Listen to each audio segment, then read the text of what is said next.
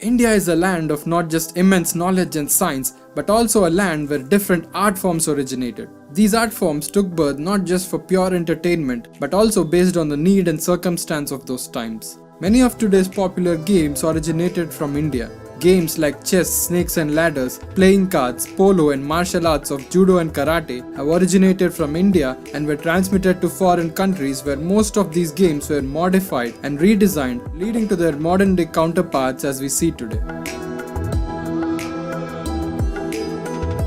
A game very similar to the modern day chess was played in ancient India. It was called Chaturanga. The place of birth for this game is definitely identified as India, but the time as to when it was discovered remains a mystery. While the historians place the origins of this game to the Gupta dynasty in and around the 6th century, archaeological remains of pieces on a board that resemble chess were found in the city of Lothal that could be dated back to around 2000 to 3000 BC. The name comes from a battle formation mentioned in the Indian epic Mahabharata, referring to the 4 divisions of an army, namely elephantry, chariotry, cavalry and infantry.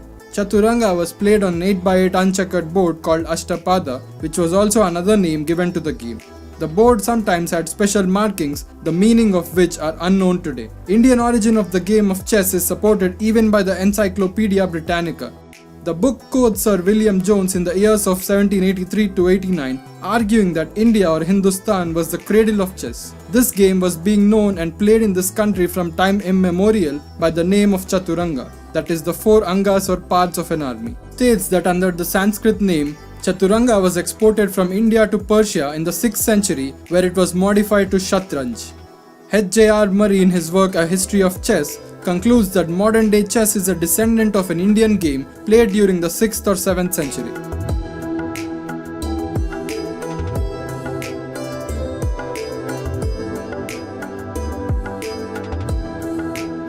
The game of playing cards was also one of the favorite pastimes of Indians in ancient times. This game was patronized especially by royalty and nobility. This game was known in ancient times as Krida Patram and later during the Mughal rule changed to Ganjifa. Ganjifa cards were played in practically all royal courts. This game is recorded to have played in Rajputana, modern-day Kashmir, Orissa, the Deccan region, and even in Nepal. The Mughals also patronized this game, but the Mughal card sets differ from those of the ancient Indian royal courts. According to Abul Fazl, the author of Ain-i-Akbari, the game of cards was of Indian origin and that it was already a very popular pastime in the Hindu courts when the Muslims came to India. Themes from the Ramayana and Mahabharata were painted on these cards. All these cards were handmade and were painted in traditional style. The kings usually commissioned painters to make cards as per their preference. Cards were made and decorated with ivory, shells, pearls and other precious metals. These cards came in different shapes, but circular ones were the most common.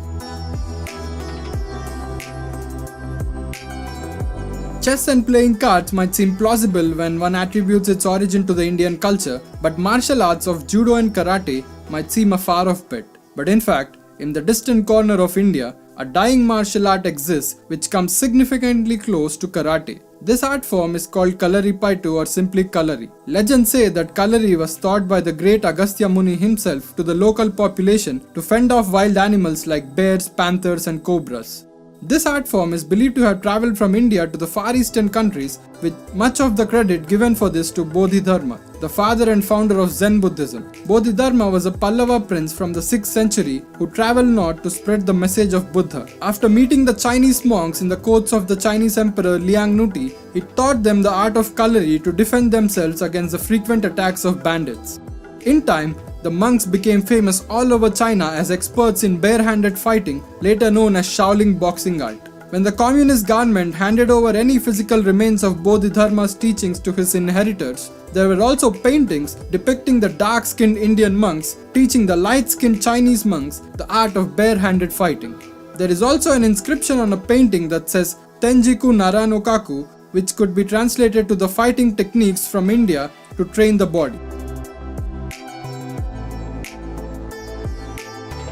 We have all heard or even played a game called Snakes and Ladders in our childhood. But even this game has a deep-rooted Indian origin with important moral and spiritual significance. Popular with the names of Samp or CD in Hindi, Vaikuntapalli in Telugu, and Paramapadam in Tamil, this game was rooted in moral lessons symbolizing the ups and downs of life. This was a game which contained in it the entire teachings and principles of Hindu Dharma in terms of how a human being is supposed to live his life and what would be the repercussions if the correct path is not followed. Once again, this game has been transformed extensively due to the Western influence, so much so that all there is left in the game are only snakes and ladders without any real meaning or significance. India's contribution to the modern day arts goes under the radar like nothing else. This is where art forms evolved parallelly with science behind and not just as pure entertainment. Even though we've talked about a couple of arts and games which have Indian origins, there are still many more which deserve recognition. The now famous game of polo was also an ancient Indian game. Indian kings used to play polo sitting on the horsebacks, camelbacks and elephant tops. There are also other games which are slowly and unfortunately on the way towards collapse due to the neglect by Indian population. Games like kabaddi, stick wielding, spinning tops and kite flying are just few of such cases. Ancient Indian genius was not confined to just knowledge and wisdom, but also found expression in sports and games. Post the British era, this knowledge has taken a beating like no other.